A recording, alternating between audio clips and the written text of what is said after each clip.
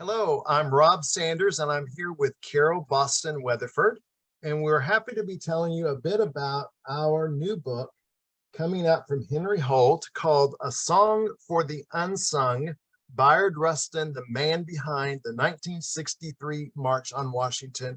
It's illustrated by Byron McCrae, and we can say it's lovely. The illustrations are beautiful and will take readers into an even deeper experience. Bayard is a man that a lot of Americans don't know about. Bayard is an African-American and gay man who was pivotal in the civil rights movement and was the man, as the subtitle said, who planned the 1963 March on Washington, where Dr. King delivered his I Have a Dream speech. Carole, why the title, A Song for the Unsung? Music played a huge part in Bayard's life from childhood. And when he was in college, he toured with a singing group, a college, campus singing group. So, and he actually did some recordings. So we have interwoven African-American spirituals and protest songs, at least the titles of those songs, into the text as kind of like signposts along Bayard's journey through life, and also through his endeavor to organize the March on Washington. This book holds a special place in my heart because the March on Washington was actually one of the first news events that I can remember as a child. I can remember watching it on television, and just the 250,000 people who attended, and now we find out that Bayard Rustin was the man behind the march. Yes, who planned and organized and was at one time even in Dr. King's inner circle of influencers. But Bayard read the demands at the end of the march that were then presented to the White House that afternoon as the culmination of the efforts made to bring attention to the need for civil rights in America. And he had to be especially careful as the man behind the march, because he did not want to call attention to himself.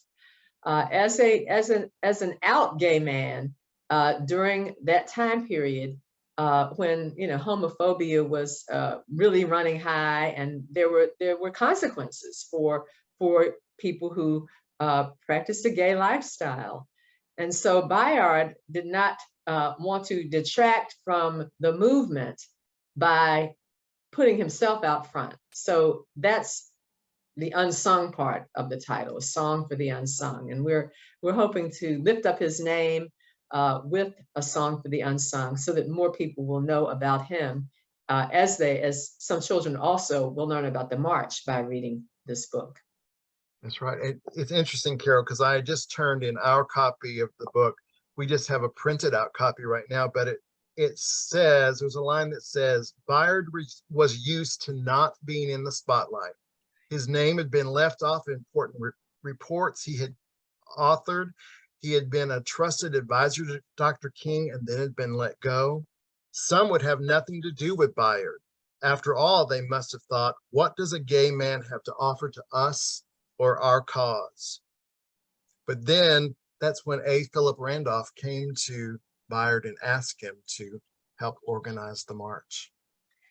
And another thing that Bayard is responsible for is introducing Mahatma Gandhi's principles of nonviolence to Martin Luther King during the Montgomery bus boycott. Thus, the reason that nonviolent principles became a cornerstone of the civil rights movement. And interesting, because Bayard has those deep roots in nonviolence, right? Had a Quaker grandmother, so he grew up with those principles and then learned more about them on a trip to India before visiting Dr. King and then introducing him as well. Rob, would you read a brief passage to wrap up? Yes, let me find that brief passage, which I had marked so carefully for us to read. Here we go. This is at the very end of the book, and throughout the book, we dip in and out of the march, and we get dipped back and forth into Bayard's life and his growing up. And now we're at the end of the march, and this is the final page of the book. The 250,000 marchers left that day committed to work, vote, and protest nonviolently for civil rights.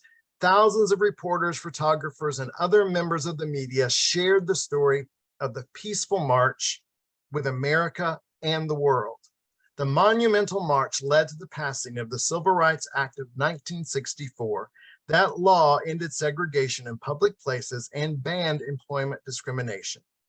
A quiet man orchestrated it all, a man behind a movement, an unsung hero, a gay African-American, Bayard Rustin. Finally, a song for you. We hope you will share this book with your students and your patrons. We think it's really something special, not just to lift up Bayard Rustin, but to help kids learn more about the civil rights movement and particularly the March on Washington. Thanks, Carole. Thank you.